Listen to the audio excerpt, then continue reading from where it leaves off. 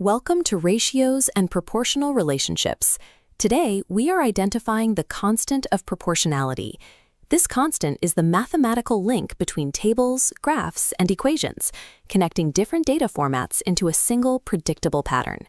To find it, we use the letter K to represent the constant. We calculate it by placing the y value over the x value. Mastering this formula allows you to define the relationship between quantities, regardless of how the data is visually represented. Let's look at data organized in a table. This table shows three coordinate pairs. In the first row, we have an x of 3 and a y of 12. The following rows show 5 and 20, then 8 and 32. Instead of just dividing the larger number by the smaller one, we must be specific.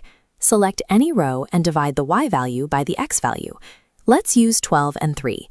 12 divided by 3 equals 4. To verify the relationship, we check the other rows. 20 divided by 5 is 4, and 32 divided by 8 is also 4. Because the multiplier is identical across every row, we know this is a proportional relationship with a constant of 4.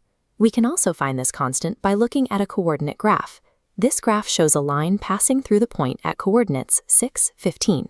To set up the math, we identify the values from the grid. This point aligns with 6 on the x-axis and 15 on the y-axis. Pause the video here. Use the formula k equals y divided by x to set up your fraction and find the constant.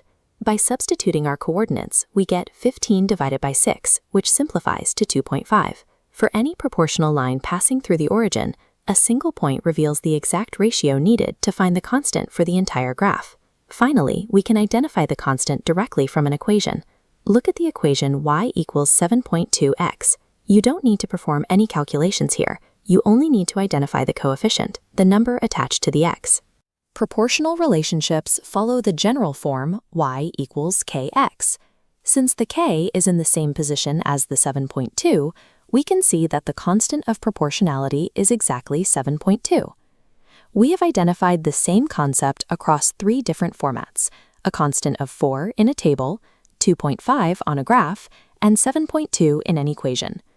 Understanding how to find this multiplier provides the foundation for working with algebraic equations and calculating the slope of a line.